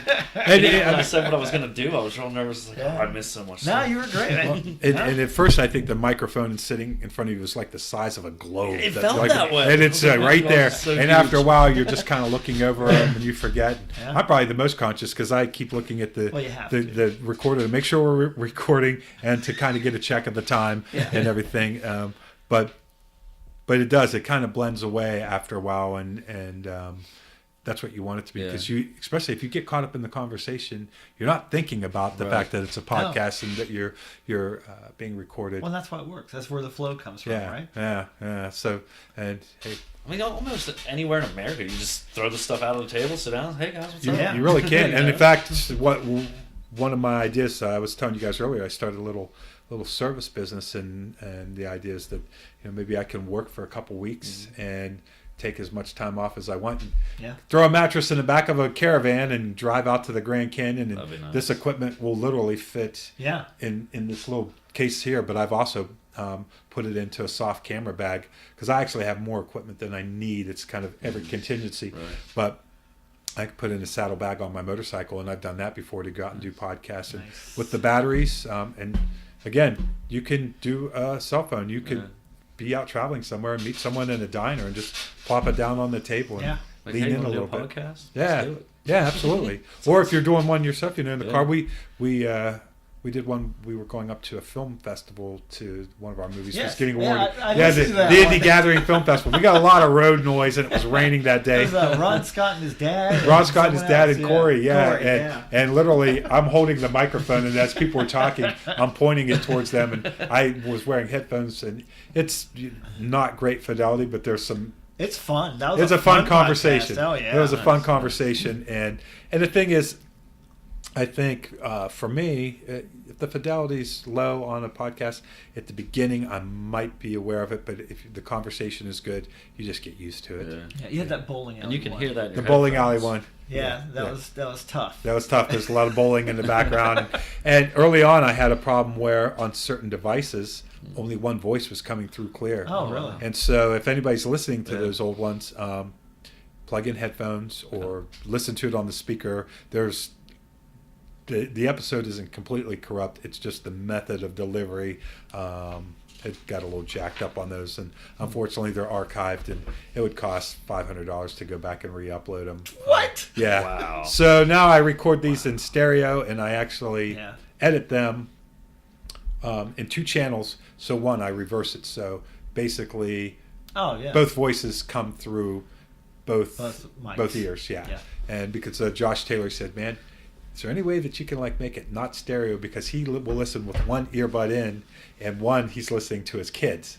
So for people that need to have one ear open, so technically I guess they're stereo, but they're also stereo mono. I don't know. But it definitely resolved that problem. And I mean, I was 40 episodes in, 35 episodes in before I discovered that problem. And because at home, when I listened to it on my devices, I tested it out on my phone, on my Kindle, on my computer. It sounded good, but then I started getting people saying, "Yeah, I can hear her, but I can't hear you." See, I'd want to go to listen off somebody else's device right away. What do I sound like? Yeah, and that's a great, and really that is totally recommended that you go and listen to it on as many devices as you can. And also, I have one app that I use, and I'll go to the podcast page. And I really probably should download a couple other apps just to make sure that it's all functioning well. But I do go on to Podcast Addict, and which is one of the biggest downloads. It'll tell you where they come from. Podcast Addict is one of my better download apps. So if it's playing on there, it's hitting most people. And people aren't shy about saying, "Hey, hey, it's not working." Well, that's good because you're getting a review though, essentially. Because they're like, "Hey, I want to hear this." Yeah. As opposed to going, whatever. Moving on. Anything you can improve though. Yeah, that's good to hear. Early on, somebody had recommended that I put out once a week on the same date. I'm like, I'm just going to put them out when they're done. But I will say that over the summer I was doing a lot of them, putting them out right away, and I wish I didn't, because later on I ran out of content and just Right, didn't right. have any coming out. And also, I think that mine are longer, so there's listener fatigue. Right, right. I think what happened, and it kind of probably hurt my numbers a little bit for a while. People got behind on the episodes. Sure. And they kept coming out, and they Mhm. kept coming out, and that was Yeah. like overwhelming. Like, wow, do I want to listen to this new one or go back? And like, I'm never going to catch up. And Yeah. so now I just release one every Monday. That's what I was going to ask. How often? Yeah, I think Monday's good. I think because a lot of people listen to them. Mhm. A lot. I think my listeners Start the work week. Start the work Yeah, week. yeah. People that listen to them at work. I'm gonna, somewhere within the week they have a chance to catch up on it, even if it's the weekend before the Yeah. next one comes out. So for me, that's a good start date. And People keep thinking that I'm going to do this every week. I'm like, I'm not going to do this every Yeah. week. Well, yeah, but you're going to give your listeners I'm an gonna do idea once of when a it's going month. to be. Because I'm I going to do know- once a Once a month. month, yeah. And then if I can get comfortable enough with it, I'll maybe do it twice. yeah, But I'm like, 52 a year? Not a chance. Yeah. So, yeah, Because I got life. yeah. I have, Yeah, Well, a, and- job, I have I a mean- job that I work 60, 70 hours I get. a Well, week. that's true with the movies. Yeah, And that's a so, good point. so one of the Yeah, difficult that's a things. 3-hour investment. Yeah, It's a absolutely. Yeah, with the movies and also you're going to have multiple guests. Yep. So just getting the guests all lined up Logistics of it. to where they Yeah, can yeah. come on a certain No day. doubt. One of the things that I do that takes a lot of time is almost everybody that is a guest I do through Facebook Messenger, and every now and then I'll have to sit there and scroll through Messenger and say who have I threw a little line out to that said they were interested, but we Right. never got a date. Right. And definitely some of the people. Nailing down a date, and you know who you are, and I just recently booked a couple long time guests that we could not get a date hammered out, but the next 2 Sundays they knew who they are because they're going to be coming Nice. on. So it does take a while because and hey, I love those guys and they're just busy people, and busy Yeah. people make for the most interesting guests. Sure. And sometimes I'll send somebody a message and they'll say when you want to do it, and we'll book a date. And like with Jason, you were able to come out today, and we were able to put it together pretty easily. Jason, how often do you want to put yours out? I'm going to do 6 days a week. Wow. They're going to be 10 to 15 minutes. And Oh, nice little Okay, bite. yeah. Oh, And like I love it, mentioned yeah. earlier, I've been doing this for about 2 months now. I post every single day 3 things that will improve your life Right. Yeah. to work on. So what I'm going to do is I'll post that in the morning, and then in the afternoon I'll get more into detail of what I actually Yeah. mean That's by awesome. those posts. That's structured. I love it. That's it. That's going to work. And see, the idea is to get them at least to be near the same time every day. Yeah. So people will be like, oh, hey, when's It's that a coming out? habit. Yeah. Because like we were talking earlier, how people will mention, oh, Motorcycle on Facebook. Yeah. Well, people have been coming up to me lately like, hey, some of the stuff you've been putting out there has really been what I needed to hear that day. Yeah. So Nice. the consistency, I think, would be huge for what I'm doing. Absolutely. Well, and the nice thing is you can record them in advance, and you can schedule them through Libsyn to be released see, at a that's certain huge. time and date. So you Okay. can you can knock 5 or 6 out at a time. That's and then- huge. yeah, it's A nice. week's worth on a Sunday, right? Yep. Yeah, right. You can definitely knock them out, and then again, I haven't tried the Facebook. I think they do have scheduling because I know when I announce the podcast is coming out, I'll do a little post on Facebook and I'll schedule it to come out at 8:00 on Monday morning. So I imagine the same thing for if you did a video, that you could upload them all at once and schedule them to come out the same time every day for that consistency. And if you do a Facebook page, you could even have your daily post come out at 10 a.m. and then the podcast come out. And I would recommend if it's only going to be 10 minutes, it'll upload pretty quickly. Oh, yeah. Right. To do it, That's do video fantastic. and directly have the video version upload directly to Facebook so people Okay. can watch Yeah, it yeah. as I like, it comes I up. like the format. I like the idea of in and out. Let's make it bare bones but mean something. Yeah, Right, yeah, absolutely. nice Just- 10 minutes just every have- day. yeah. So and that is the flexibility of if you do a radio show, they're generally 3 hours long with commercials, breaks yeah. every 70 minutes, and my podcast generally runs over an hour but under 2 hours. Joe Rogan's 3 hours. 3 hours. And some people they cap it at a half hour, and Yeah. and oddly enough, one of my friends early on, he's a big podcast fan. He goes, "Man, I would keep it under a half hour." I'm like, "All right," but Stephen Moore, who was my very first guest, I'm like, "We got to a half hour, and I was just getting warmed Right. up." And so, And if you have more people on, Yeah. you got to. Everybody's, everybody needs a little bit of time, right? yeah, and that's I think the good stuff happens after the half hour. Sure. People start to get comfortable That's and it. get loose, and oddly enough, that same guy, Will Wallace, I love you. and he the podcast that I did with concrete teepee, and he said that he listened. He goes, when it's over, and it was like an hour and 45 minutes. He goes, man, I wanted a little bit more. Didn't Yeah. feel like Yeah, that. yeah. So for some people, I'm sure that they feel like it's gone on too long, but No, but that's what good conversation is. You Yeah. don't realize the time. yeah, and sometimes you get a little lull, and then the conversation picks back up. And I know when Kara Daler was on, we had a really lighthearted conversation with Brian Thomas set in on it. And co-hosts are fun. Nice. They kind of break it yeah. up, takes a little work off of you. But Brian left, and in the last 10 minutes, we started talking about how our moms passed away when we were 19. And we hadn't talked about that before, and it just got heavy for like the last 15 minutes. But it's one of my favorite But yeah, podcasts there's a because conversation you wouldn't have had. yeah, and it just went to this really interesting level, and it was one of the longer ones too. I think it was over 2 hours. But Wow. I figure, some of the podcasts I listen beginning to end, and some I get halfway through and I'm done. And in the nicest way possible, that's not my problem. No. I put it out. You put your podcast out there, and either people like it and they listen That's to the it. whole thing, or not at all, or Yeah. 5 minutes, and you have no control over it Did you anyhow. do the best work you could do at that time? Yep. Yeah, Good enough. yeah, then. sure. All right. And there are some shout outs. George Kellis does a podcast, and he does video with his At the Time, and he has a studio, and he's a little bit higher fidelity, and he's gone for a different thing. And I was trying to remember his name on the way down here, and I did, and his name escapes me, but it's Josh. And his wife's Mara, because I work with her at work. But they and I wish I remembered the name of the podcast, but they do almost like a radio show with sound effects and everything. Oh, It's a wow. very highly produced show. Yeah, nice. And they're out of Bridgeport, and they do audio and video stuff as well. But their podcast, they write scripts and they act them out, Yeah. and so they're very in depth and high fidelity, and so literally anything that's audio, people can do. Sure. Whether it's somebody just musing about their day and their thoughts, almost like an online diary, and they put it up on the web, to a highly polished, almost news program, Sure. like Radio Lab. Yeah. So it's a little bit of everything.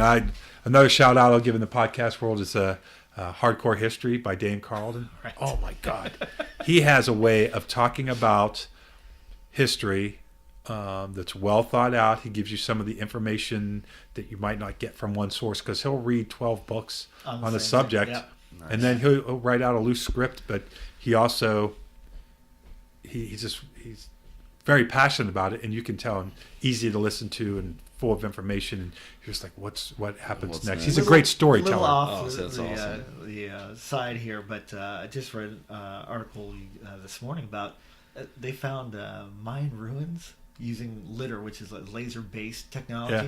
where they have to basically rewrite everything we thought about the Mayans, because they realized that they had capital cities that had millions of people, as opposed to what Wow. we thought before. Agriculture, mass production That's of awesome. food, things like that. And it was all underneath the foliage of the jungle. They Oh were my walking God. over it this whole time. We sold him And This is short. brand new stuff. Yeah, it just happened 2 days ago. Where'd you read the article? I subscribe to Flipboard Okay. on my Nice. phone. And Awesome. well, that would be a whole podcast in itself, because I love Changes everything. ancient society and ancient technology. Oh, I and, know. That Yeah. stuff's very interesting. It How much is. have we lost? how much Right. and One of my favorite things out right now is a Curse of Oak Island. Oh my Oh, gosh. I know. hope to God What you is find it? something amazing. Curse of Oak Island. oh on History yes, Channel. yes, yeah, it's great. It's a great mystery, and how many people have died, and Yeah. and the Is there engineering something alone there? involved in it, though. Why would you engineer all that if there isn't something there? Exactly. right? Like I'm hoping they pull out the Ark of the Covenant. Yeah, right. Please get it. Sounds- Yeah. Something. It's got to be incredible. You're putting that into they it. better be Yeah. wearing an Indy Jones hat. When Yeah, Indiana Jones exactly. well, and for me, and this is definitely getting off topic. That's okay. I love the Great Pyramids and anything related to Oh, that, sure. because Sure. how the hell did they do that? It was Yeah. definitely not built in 22 years, because you'd have to lay a block every 2 minutes, and those things are the size of a Hyundai, Yeah, they're and they're so precisely Sure. placed. I love all those great ancient mysteries. I don't necessarily believe in ancient aliens, but I love that show because I like the mysteries that they present. Sure. The assumptions that they make must have been aliens. Yeah, every single I time. just laugh at it, but And then the one guy with the crazy hair. Yeah. And he's very Each season it's crazy. Yeah, it is. And now the show that drives me nuts is Finding Bigfoot, because if they found Bigfoot on that episode, it would be the last episode of the show, and it would be all over the news before the episode even aired. So going into it that they're not actually going to find Bigfoot. We will save this for another podcast. I went to the Salt Fork Bigfoot God damn it, I wanted to go. Twice. We'll talk about this for another podcast. I love podcasts. I love Bigfoot stuff. It's very fun. Very fun. I do have a request to make. Okay. I have no name for my podcast, guys. So if anyone thinks of something, throw it out there. Send it to James. Yeah. Email James. Holla. And if I see anything good that I like, I will choose that. I will give you credit. I thank you. And you could be a guest on the... Absolutely. Oh, of course you're a guest. You think of the name of the podcast. That's right. So, fellas, we're hitting an hour 40. I think we burned out everybody's ears. Now, this is a great conversation and one of the best podcasts anybody's ever done, as far as I'm concerned. And you guys are naturals. You're going to have great success and a lot of fun. I mean, if the conversation we had tonight is anything like what you're going to do in the future, which I'm sure it's only going to get better, it's going to be hugely successful. And I think it's awesome that 3 guys doing 3 completely different podcasts, all local. It's a great thing for the High Valley and great thing for podcasting. And so I want to thank you for coming on. And thanks for having us. Yeah, absolutely. Yeah. I think one of the things that I've gotten out of this is, like you said, 3 different areas that we're all, shooting for in the conversation. Just like we may not have known each other really that much at the beginning, but it just went along, got smooth. Yeah. That was incredible. Yeah. And it'll only get better as you do more of them. Yeah, that was awesome. Yeah. Thanks for having us again. Yeah, thanks. I really appreciate it. Thanks for coming on. And everybody, as always, I appreciate y'all for listening. And I appreciate everybody that's come on as a guest and keep tuning in. And I love it when people say stuff to me on the street, because I have a fragile ego, and I love hearing the compliments. But even just having the opportunity to do these podcasts has been great. So until the next time, see ya.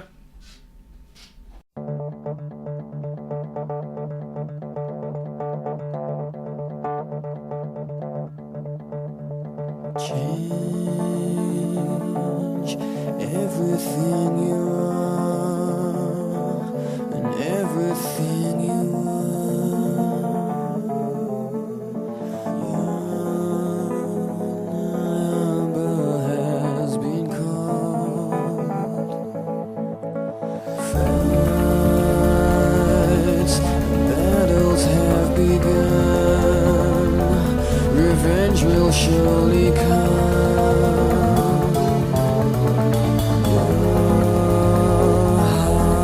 Times are ahead. Best, you got to be the best. You got to change the world and use this chance to be heard. Yeah.